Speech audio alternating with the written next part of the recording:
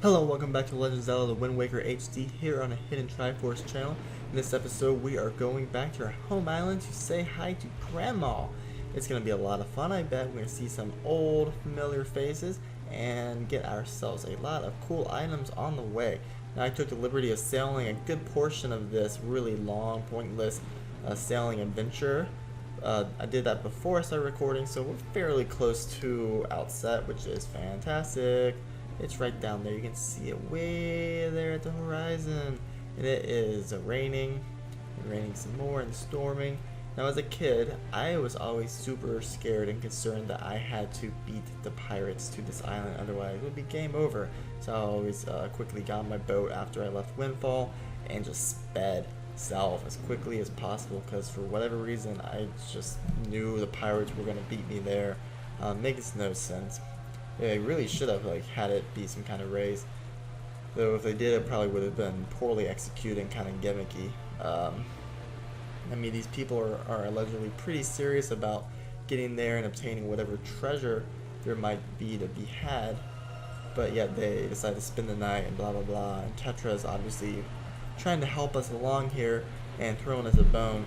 Either way, I probably should have sailed closer to the island because we're still really far away. And all these Goroks, I think that's Georgs, however they're pronounced. Pretty much a shark, an armored shark. Some freak of evolution. They're harassing us and just chasing us around. They're pretty much one of the 2 or 3 monsters that chase you around the Great Sea. There's the P-Hats, those guys, and Octoroks. And that might be it. I mean, there's a couple of boat platoons every now and then that shoot cannons at you. They don't pursue you. That would be actually a fairly cool sequence if you had like a section where boats were chasing you and had to blow them up, shoot your cannon at them, get into some kind of like pirate engagement. That would be kind of awesome.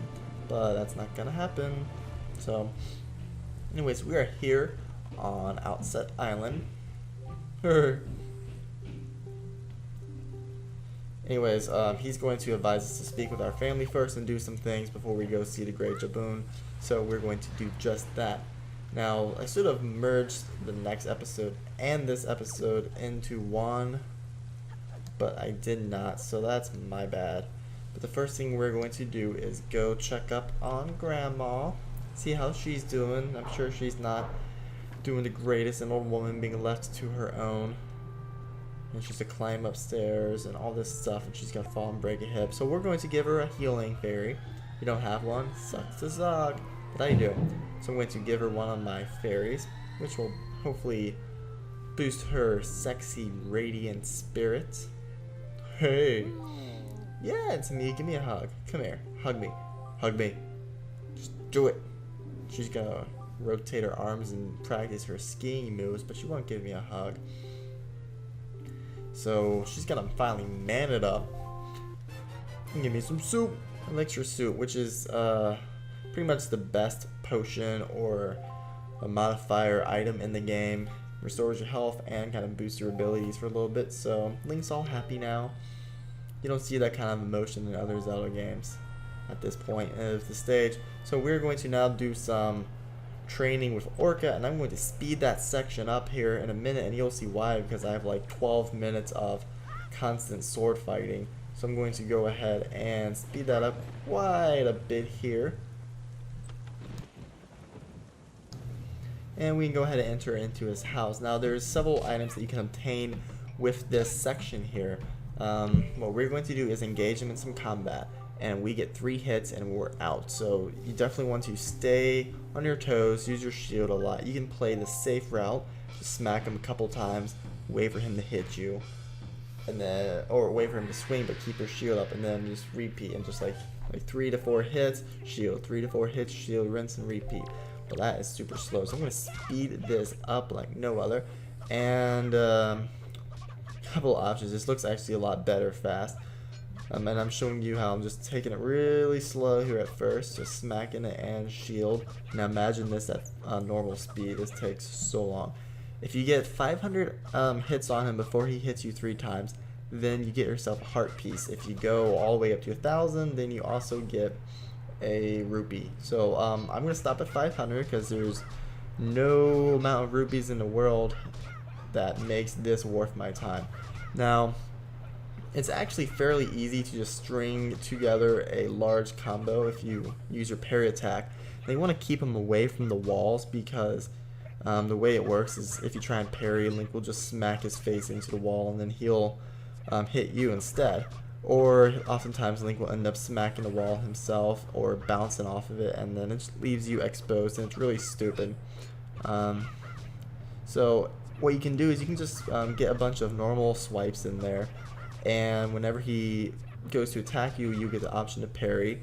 So do that and then just keep smacking. So it's pretty easy to just string together a pretty long combo and get as much of this done as possible. Now, I'm not even halfway done yet. I'm a little bit over 20%, maybe around 30%. A little bit more than that actually, but not much. So yeah, this video was originally more than 18 minutes of mostly just sword fighting, and it was dumb and I hated it and I wanted it to end, but it wasn't going to happen that way. But we're nearing 200, big 200, not quite halfway but almost, as he smacked me once because I kind of got stuck there in the corner. Definitely stay away from the walls. This guy is gonna be hurting me. We're smacking him to pieces, and we're doing it at supersonic speeds. I probably should have sped this up more because this is taking forever. And there's not so much that you can say about this. Now, Outset Island has a lot of cool stuff that we can do. After this, we are going to go and obtain another item before we do any more. Now, one of the changes from the Wind Waker HD to the original is the amount of rupees that you can collect from the start. I believe in the original game it was 200 or 250, and in this game it's 500, where it kind of cuts you off. So it's nice that they upgraded that right from the start. There's no point. I mean, you almost never use rupees in a Zelda game. I know the original Wind Waker was one of the I guess outliers in that theory or tradition, but you almost never use rupees, so you collect them and you get 999, and then it's like, well, what's the point of this? So I never really went out of my way to get rupee upgrades because there's just no point. You never buy anything. There's some Zelda games when you literally never really need to buy anything. So you know, Link's Awakening, sort of, you needed to if you wanted to get the bow, which I don't even think was a required item, but it was almost the full amount of rupees, like 980 rupees or something, and it was a pain. And I used to just use that Trendy Claw game and pay 10 rupees to win 30, so it was 20 gaining, and I played that non-stop to the point where I was an expert at it and could do it time and time again flawlessly, but it was no fun. Alright, we are here. 397, 8, 9, 400, 100 to go. We are so close to this. I'm getting so excited, as you can tell from my enthusiasm, that I'm going to just be so super pumped and throwing a party, and you're all invited. Every single one of you subscribers can come to my 500 hits on Orca Party, and I'm getting some cool little jumps and backflips and parries and pow pow bam. Wow, I should add some of those old comic book pows and bams in here just for fun, but I'm not going to. So close. 50 more.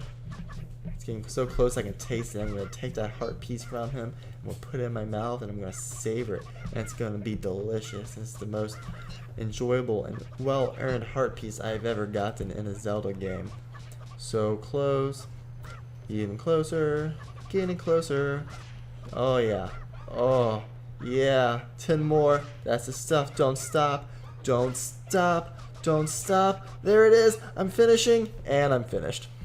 I'm gonna just let him hit me. That was really bad. Enough. Okay. After you get 500, just let him hit you, and that will be it. There's no need to go for the rupee. There's no point to go for the rupee. There's absolutely no point. But we got ourselves another heart container from that heart piece, so now we are super stocked in health and we are set to go. We can leave this guy alone for quite some time until we get some knight's crests, and then we can come back and see what Orca is up to. Now there's one last thing I want to do before we continue on to the next video. And again, as I mentioned earlier, the next video is really short, and I should have just appended it to this video, but I didn't.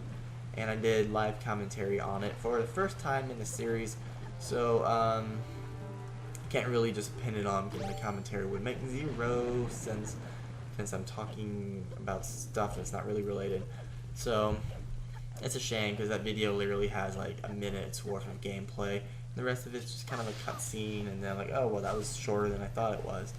So we are going to return to the woods, and we've got those creepy little fellows, which we'll be seeing more of later, and I'll get to them later as well. Don't like them, don't trust them, and they creep me out, and they're chasing me, and they look like demons. So they're they're really well designed monster for the Zelda series. I really don't like them. The sounds they make, except they do it better than I do.